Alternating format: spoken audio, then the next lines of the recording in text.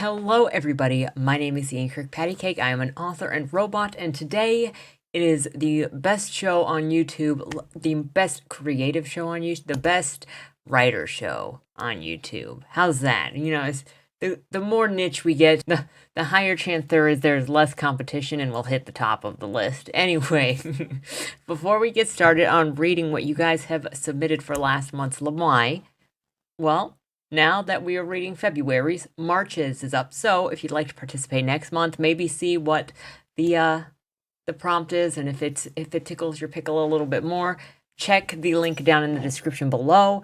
And I feel like I'm forgetting something, but I think that's all that I've got. So it's February, and do you know what February means? That's right. February means romance. We're all thinking about it.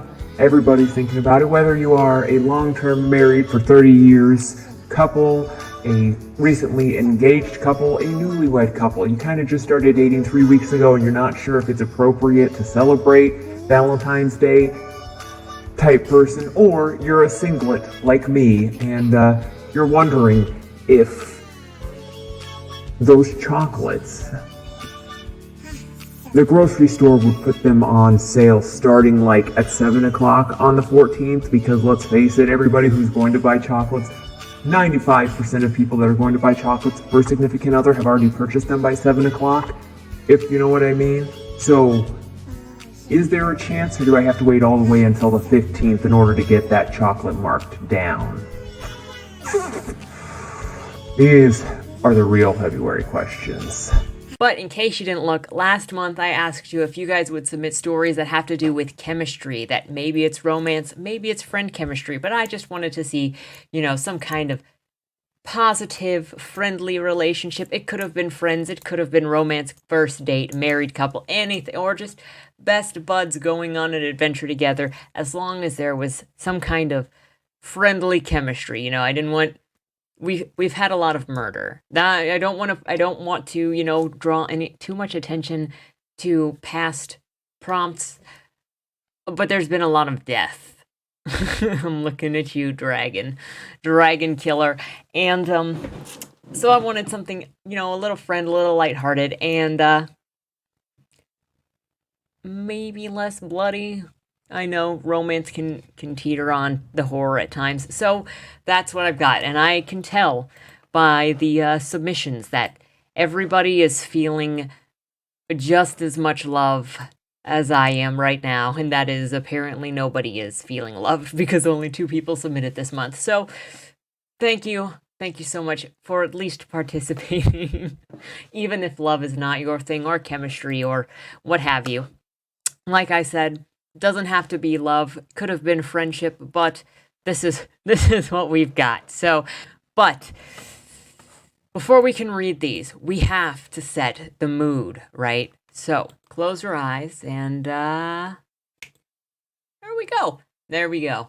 Some nice, I know I said friendship, I don't know if it's friendship, but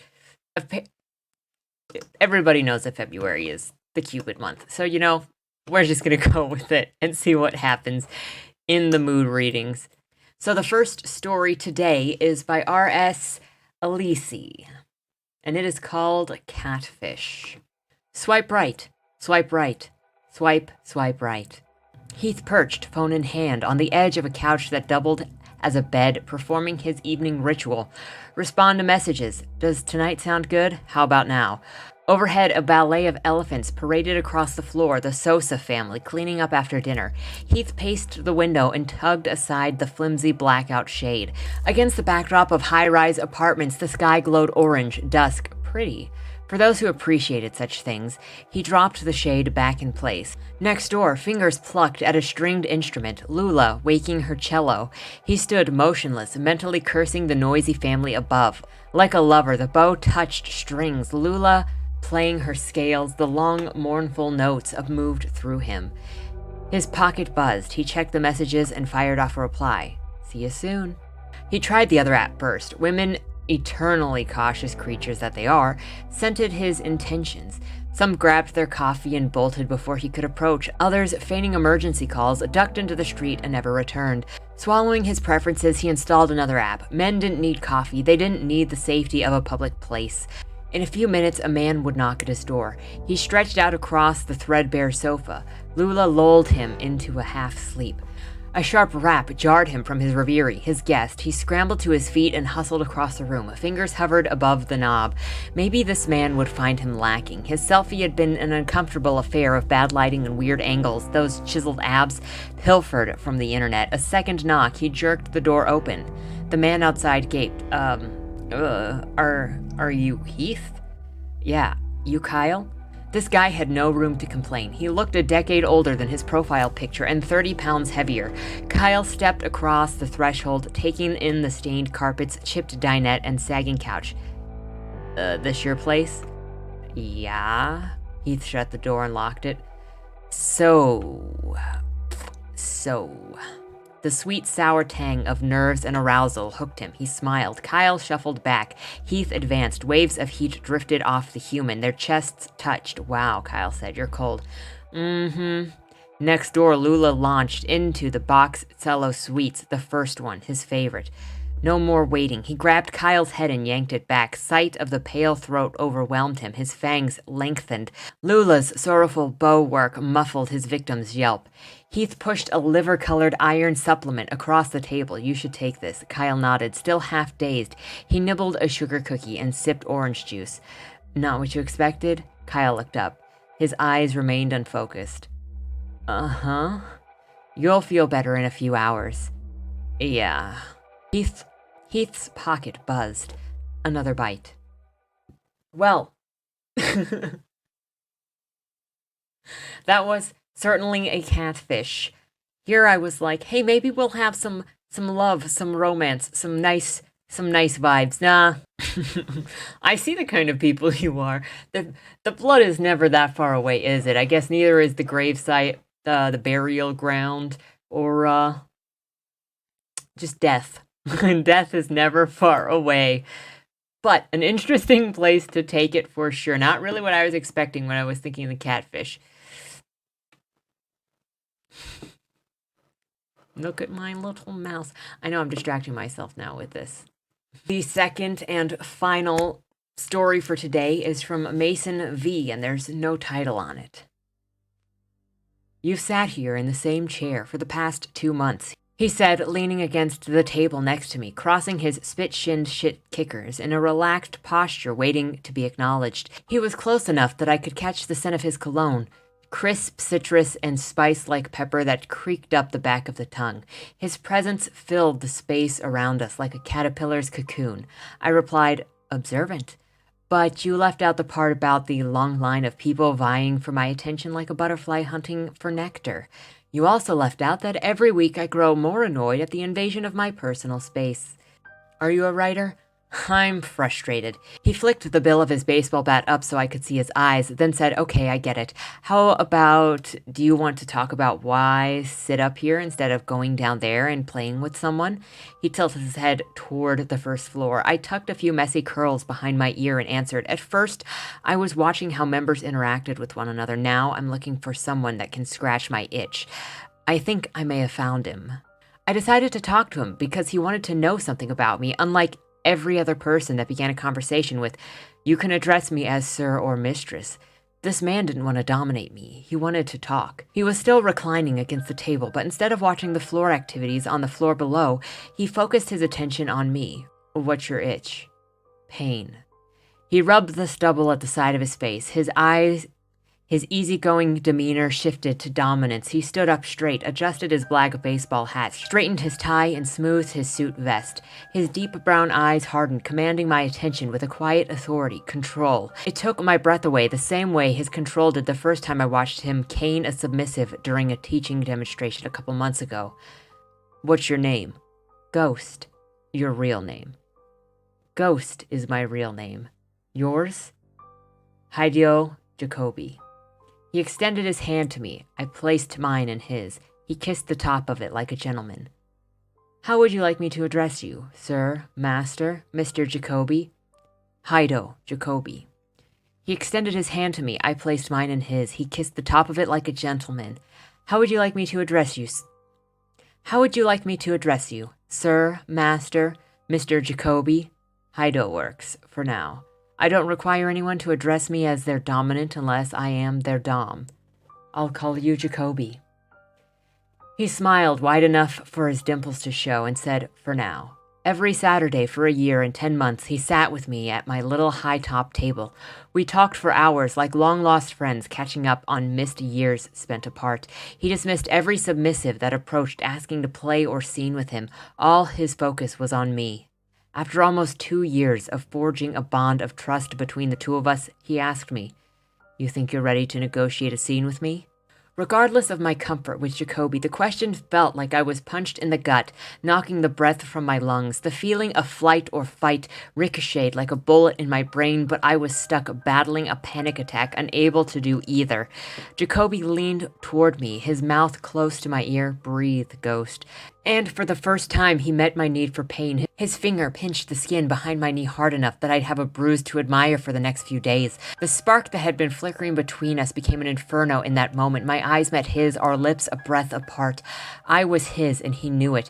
As he pressed his forehead to mine, Jacoby repeated the question. "You think you're ready to negotiate a scene with me?"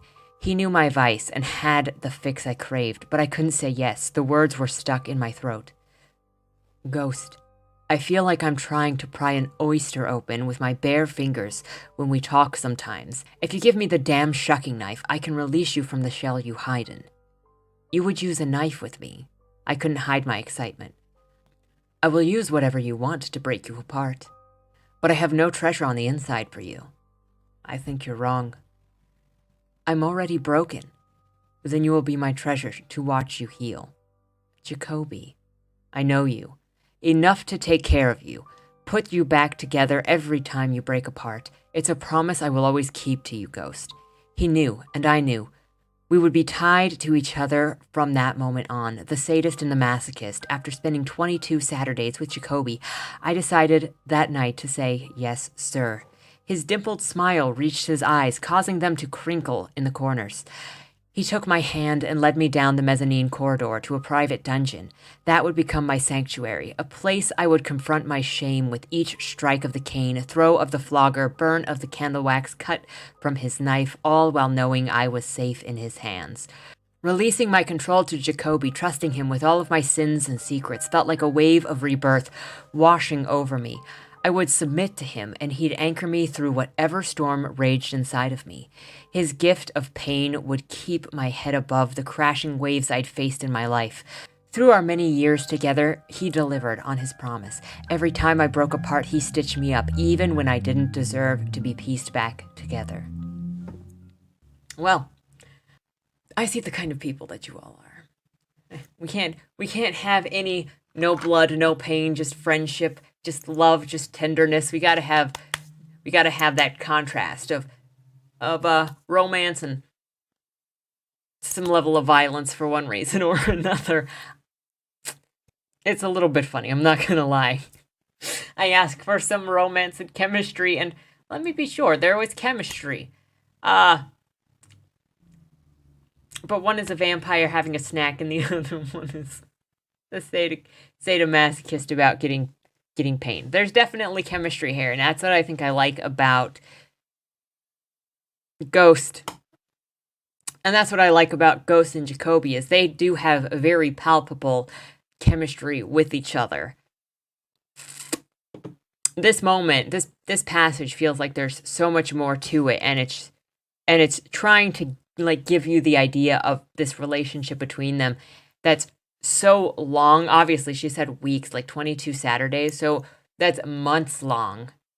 That's like half a year long almost, I think, if my math is right. So this author has a very deep relationship between these two, and you can feel it in the way that they interact, but this amount of words is not appropriate for conveying just how deep their relationship is. I appreciate both of you for submitting. Thank you, for real. Thank you for submitting and having an interest in submitting to I know it's what's the more questionable theme of forever, because love, who wants to write about love? Look at music nowadays. There's no such thing as a love song. So thank you so much. It was interesting. And I look forward to seeing what everybody will do next month. Make sure to spread your love down below for the authors that submitted today. And if you like what I do on this channel, remember to share, subscribe, smash that like button, and I will see you in the next video. Have a good day, and don't die. Apparently, love is a greater risk of pain than maybe we all realized. Apparently, love is a tenderness is a bigger risk. When we say tender love, you know, think a little bit about the tenderizing of meat. Anyway, thanks for being here, and have a good day, and see you in the next video. Don't die. You guys are ridiculous. Dear Madam Astra, that's me. We regret to inform you that on August 1st, your employer, Agatha Jane Benedict, owner of the Benedict estate, peacefully passed away in her sleep. Oh, that's so sad. Wait. Let me try that again.